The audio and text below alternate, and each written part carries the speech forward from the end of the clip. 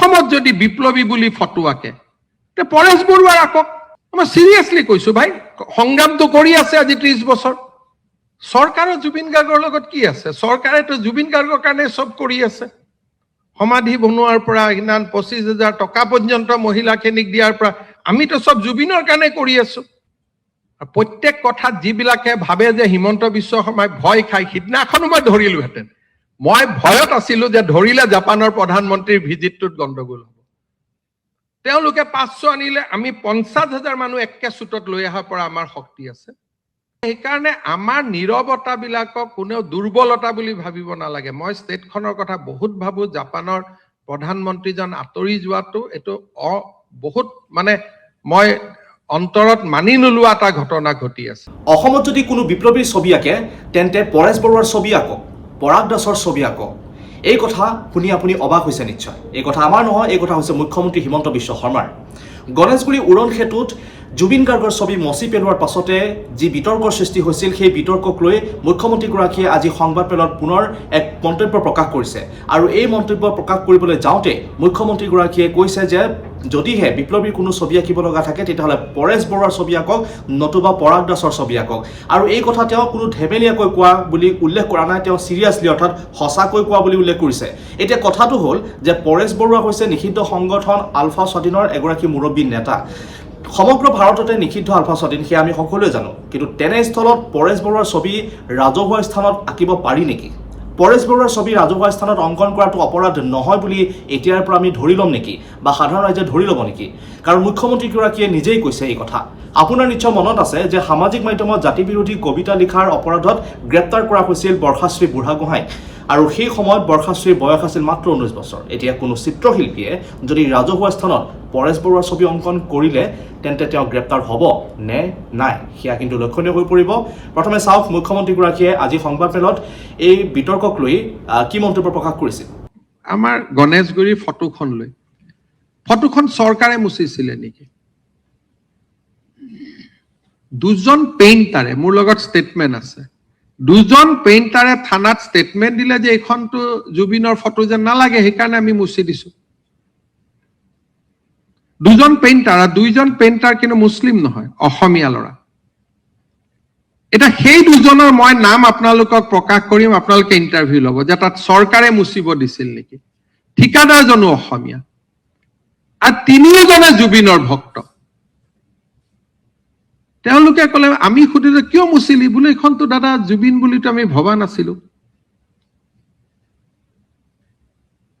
দুইজন অসমীয়া মই সিপিক কৈ দিম আপোনালোকে নামটো ল'ব দুইজন অসমীয়া মিস্ত্ৰী কোনো বাংলাদেশী মিয়া নহয় শুদ্ধ অসমীয়া আৰু কন্ট্ৰেক্টৰজনো শুদ্ধ অসমীয়া ডেকা তেওঁলোকে মুছিলে আমি গধূলি সুধিলো ভাই কিয় মুছিলি তেতিয়া তেওঁলোকে ক'লে যে এইখনটো জুবিনদাৰ ফটো যেন লাগা নাই কাৰণে মুছি দিলো আমিতো নাজানো এইখন জুবিনৰ ফটো বুলি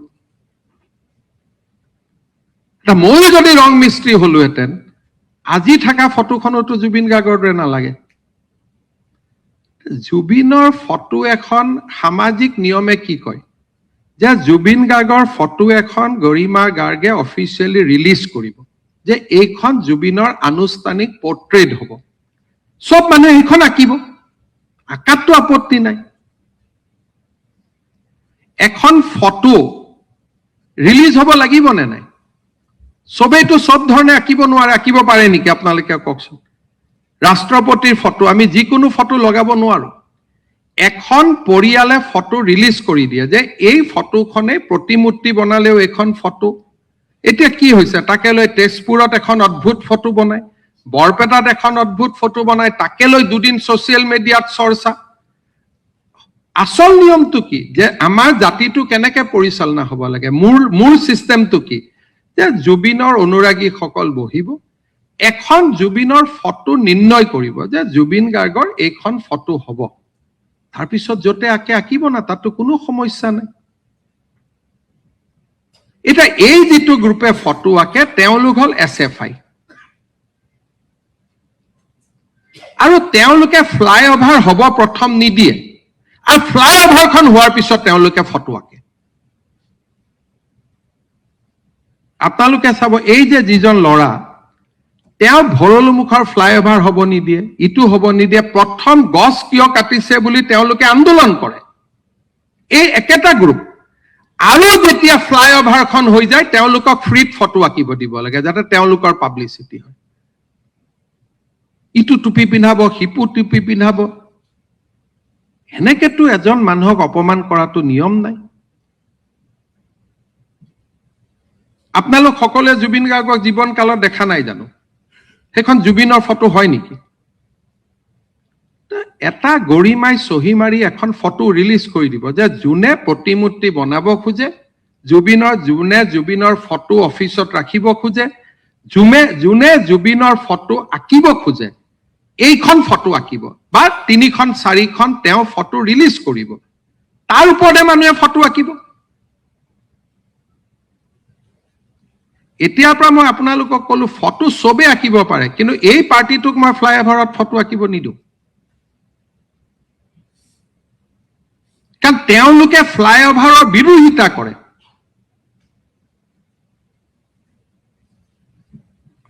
জুবিনৰ ফটো কোনে আঁকিব? জুবিনৰ ফাউণ্ডেশ্যন আছে,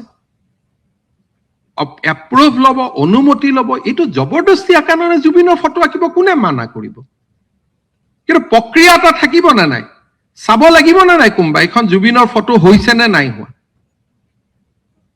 তাৰমানে গোটেই অসমখনক চবেই ভাবে যে ছ'চিয়েল মিডিয়া, ইনষ্টাগ্ৰামত হুলস্থুল কৰি দিম আৰু জবৰদস্তি কৰিম। এইটোতো নহয়। মই মনে মনে সিদিনাখন কিয় আছিলো? সিদিনাখনো মই গোটেইখিনিক খেদিলোহেঁতেন। মই জাপানৰ প্ৰধানমন্ত্ৰী আহিব বুলিয়ে মনে মনে থাকিলো। নহ'লে পিছত মই ভাল এজন আৰ্টিষ্ট, নীলপৱন বৰুৱাৰ দৰে কোনোবা এজন আৰ্টিষ্টক মাতি আনি আমি সেইটোৱে প্ৰস্তাৱ দিছিলো যে বাবা তুমি নাআঁকিবা। পুলিচে তেওঁক কি কৈছিল? ষ্টেটমেণ্ট ল'ব যে তুমি নাআঁকিবা, আমি এজন ভাল আৰ্টিষ্টৰ হতুৱাই জুবিনৰ ফটোখন ইয়াত আঁকিম। তেওঁ কোন হয় ফটো আঁকিব? গতিকে মই সব ডিচিক অৰ্ডাৰ দি দিছো, সব এছপিক অৰ্ডাৰ দি দিছো, এই পাৰ্টিটোৱে যদি ফ্লাইঅভাৰত ফটো উঠে দে উইল বি এৰেষ্টেড। কাৰণ এওঁলোক হ'ল SFI। আৰু য'ত ত'ত গৈ পেলাই ফটোৰ ওপৰত চে গুৱেভাৰা বনাই দিয়ে। ভাই চে গুৱেভাৰা কোন হয়? মইতো কিউবাত গৈছো, তাত আটাইতকৈ দেখিছো, কিউবাৰ কথা ষ্টাডি কৰিছো, আটাইতকৈ ড্ৰাগছৰ ব্যৱসায় তাত হয়। আমাৰ লগত চে গুৱেভাৰাৰ অসমৰ মাটি, পানী, বায়ুৰ লগত কি সম্পৰ্ক আছে? কোন হয়? অসমত যদি বিপ্লৱী বুলি ফটো আঁকে তে পৰেশ বৰুৱাৰ আঁকক। মই চিৰিয়াছলি কৈছো ভাই, সংগ্ৰামটো কৰি আছে আজি 30 বছৰ। ভাল বেয়া বেলেগ কথা, আজিতো পৰিয়ালৰ পৰা দূৰত থাকিতো কৰি আছে। যদি আঁকিব লাগে পৰাগ দাসৰ আঁকক। ইয়াত চে গুৱেভাৰাটো ক'ৰ পৰা আহিলে মোক কওকচোন? কোন হয়? মইতো নাজানো। এইটো মই এইখন ফটো দেখাৰ পিছত মই পঢ়িছো। কিউবাত কিবা কৰি আছে, কি কৰিছে, কি কৰা নাই, তাতে এখন ষ্টেট কোনো মানে তাত মানুহ যাব নোৱাৰে। ইণ্ডিয়ান এম্বেচি এটা সোলাৰ পাৱাৰ লগাই চলি থাকে, লাইট নাই, ৰাস্তা নাই, পানী নাই। সেইখন ৰাজ্যৰ লগত, দেশৰ লগত অসমৰ তুলনা হ'ব নেকি? ফটোৱা গাম্ভীৰ্যপূৰ্ণভাৱে যে আজি আমি এইখন ফ্লাইঅভাৰত অমুকৰ ফটো আঁকিম, জিলা আয়ুক্তই অনুমতি দিব। অসম চাৰু কাৰু কলা আমাৰ নিকেতন আছে, সুন্দৰ কৰি তাৰ ষ্টুডেণ্ট যাব, ধুনীয়াকৈ ফটো আঁকিব। কোনখন ফটো আঁকিব গৰিমা আগতে চহী কৰি দিব যে এইখন ফটো জুবিন গাৰ্গৰ ফটো হ'ব। তেনেকে এখন শৃংখলিত প্ৰদেশ কেনেকে চলে মোক কওকচোন? ডিচিপ্লিন ষ্টেট এখন কেনেকে চলে? তেনেকেইতো চলে। ইয়াতে ভৰলুমুখত ফ্লাইঅভাৰখন হ'ব নিদিয়ে, গছ কাটা। দীঘিলী পুখুৰীত ফ্লাইঅভাৰখন হ'ব নিদিয়ে, গছ কাটা। ফ্লাইঅভাৰ হোৱাৰ পিছত এই পাৰ্টিটোৱে গৈ কয় মোক ফটো আঁকা জেগাখন দে। কেনেকে হ'ব পাৰে ভাই? হয় বিৰোধিতা কৰ, নহ'লে ফটো আঁক। গতিকে মই সব ডিচি আৰু এছপিক কৈ দিছো যে এওঁলোকে যদি জুবিন গাৰ্গৰ ফটো আঁকিব খোজে ডিচি আঁকিব ফটোখন, কিন্তু এই পাৰ্টিটো কি নাম, এই SFI পাৰ্টিটোক আমি ফটো আঁকিব নিদিওঁ। নহ'লে তেওঁলোকে আগত ফ্লাইঅভাৰখনক সমৰ্থন কৰিব লাগিব যে আমি উৰণীয়া সেতু নিৰ্মাণক সমৰ্থন কৰো কাৰণ আমি ফটো আঁকিম। তেতিয়া তেওঁলোকক আমি গেলাৰী স্পেচ এটা দি দিম যে যিমান ফটো আঁক আঁক। কিন্তু চে গুৱেভাৰা ষ্টাইলত নহয়। বিষ্ণু ৰাভা জ্যোতিপ্ৰসাদৰ যেনেকে ফটো হয়, জুবিন গাৰ্গৰ ফটো তেনেকে আঁকক। বিষ্ণু ৰাভা জ্যোতিপ্ৰসাদ ভূপেন হাজৰিকাৰ যেনেকে ফটো হয়, ফটোখন তেনেকে আঁকক যাতে ব্যক্তিজনে উপযুক্ত সন্মান পায়। এনেকেতো নহয়। প্ৰত্যেক কথাত যিবিলাকে ভাবে যে হিমন্ত বিশ্ব শৰ্মাই ভয় খায়, সিদিনাখনো মই ধৰিলোহেঁতেন। মই ভয়ত আছিলো যে ধৰিলে জাপানৰ প্ৰধানমন্ত্ৰীৰ ভিজিটটোত গণ্ডগোল হ'ব। কিন্তু ভয় খোৱা লাইন আমাৰ লগত নাই। তেওঁলোকে 200 আহিলে বিজেপিৰ 3000 আহিলেহেঁতেন। এনি টাইম বিজেপিৰ সংখ্যা বেছি। তেওঁলোকে 500 আনিলে আমি 50,000 মানুহ একে চুটত লৈ অহাৰ পৰা আমাৰ শক্তি আছে। গতিকে সেইকাৰণে আমাৰ নীৰৱতাবিলাকক কোনেও দুৰ্বলতা বুলি ভাবিব নালাগে। মই ষ্টেটখনৰ কথা বহুত ভাবো। জাপানৰ প্ৰধানমন্ত্ৰীজন আঁতৰি যোৱাটো এইটো বহুত মানে মই অন্তৰত মানি নোলোৱা এটা ঘটনা ঘটি আছে। আৰু ফটোখন কোনে মুচিছিল? কেনেকে ধুনীয়াকৈ নেৰেটিভ বনাই ললে চৰকাৰে ফটোখন মুচাৰ পিছত। 2টা মিস্ত্ৰী অসমীয়া, 2টা কন্ট্ৰেক্টৰ অসমীয়া। আপোনালোকক কালি মই আজিয়ে গৈ আপোনালোকে পাৰ্থ মহন্তৰ পৰা লৈ ল'ব নাম কেইটা, আৰু তেওঁলোকক সুধিব কিয় মচিছিলে। কোনেওতো এটাও ইণ্টাৰভিউ নললে, এটা টিভিওতো ইণ্টাৰভিউ নললে। সেই মানুহ দুজনক থানাতে বহি আছিল যে হিমন্ত বিশ্ব শৰ্মাই মচিব লগাই দিছিলে নেকি আপোনালোকক, কোনোবা ইঞ্জিনিয়াৰ মচিব লগাই দিছিল নেকি। একেবাৰে লিখিয়ে দিলে যে চৰকাৰে মচিব। চৰকাৰৰ জুবিন গাৰ্গৰ লগত কি আছে? চৰকাৰেতো জুবিন গাৰ্গৰ কাৰণে চব কৰি আছে। সমাধি বনোৱাৰ পৰা সিমান 25,000 টকা পৰ্যন্ত মহিলাখিনিক দিয়াৰ পৰা আমিতো চব জুবিনৰ কাৰণে কৰি আছো। কোৰ্টত স্পেচিয়েল হিয়াৰিঙৰ পৰা ভাল উকিল লগোৱাৰ পৰা আমিয়েতো চব কৰি আছো। আন কোনে কৰি আছে? গতিকে এই কথাটো মই এইটো কনটেক্সটত কলো যে অসমত এই কন্ট্ৰাডিকশ্যন বিলাক থাকিব। প্ৰথম ফ্লাইঅভাৰৰ বিৰোধিতা কৰিব, ফ্লাইঅভাৰখন হলে ফটো মুচিব।